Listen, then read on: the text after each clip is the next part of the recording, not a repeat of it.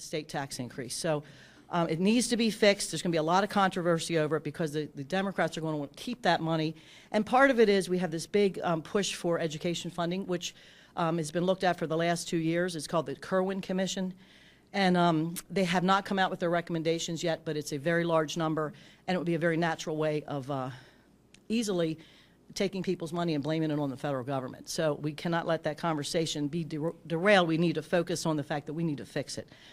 Another issue that's just come up in the last couple of days is, or a couple of weeks, is the fact that now all of a sudden the other side, and I don't want to use the other party, but all of a sudden they want to use slots money for education. If you remember when the slots and the gaming went into place, we all complained because they said they were setting up an education trust fund. And they really sort of pulled one over on people because that money, not an extra new dollar, went to education. And we kept saying that. There's no new dollars going to education. They basically supplanted money that had to go there formula-related.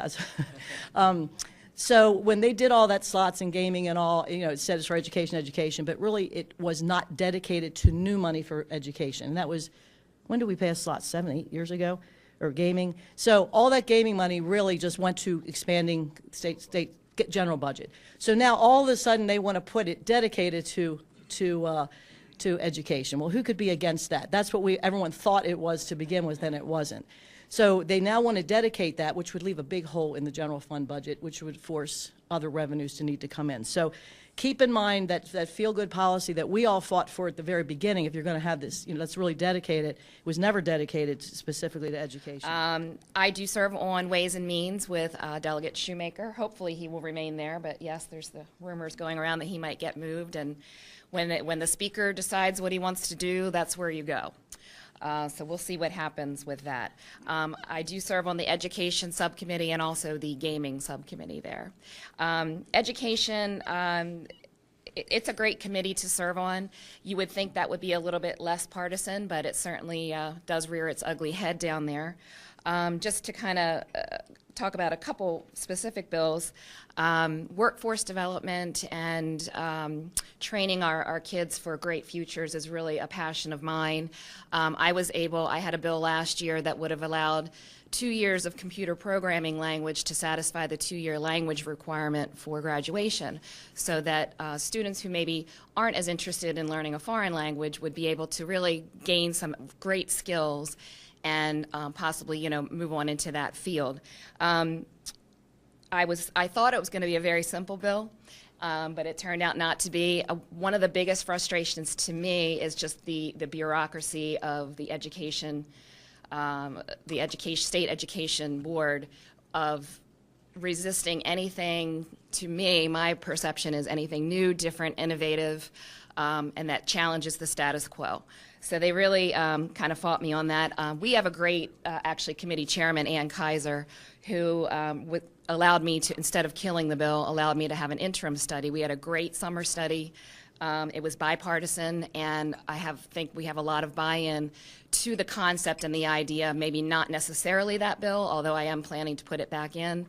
But maybe with some other avenues. I was really excited to hear from our education folks. They did start to have computer science classes in all of our high schools this year, and next year it will be in the middle schools as well. So I think we are definitely moving in the right direction. I think that's just a great path for success.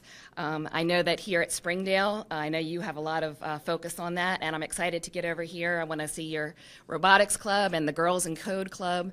The governor actually also has a great initiative this year to expand computer science throughout K through 12 education, and he's going to have a Governor's Cup contest for Girls in Code, which I think is fantastic because we need to get more girls in the STEM fields, and I think that's a great way to do it. So I'm excited to kind of work on that in the education subcommittee this year in our committee. Workforce development, again, Secretary Kelly Schultz is constantly rolling out new and innovative things. They are really giving a lot of great access to internships. as you mentioned, this business-minded way of running all of these agencies is throughout all of our state government. So I would encourage you, for your businesses, if you need interns, to avail yourself to that website. I know she's constantly updating it, and I think there's just a lot of great information and a lot of resources there for the business community, which I think is fantastic. Now, with regard to my committee assignment, Delegate Krebs alluded to the fact that we're not going to be looking at any report from the Kerwin Commission, apparently, this year. Probably see that next year. We were anticipating seeing that this year. And that would have come through my committee that I serve on with Delegate Rose.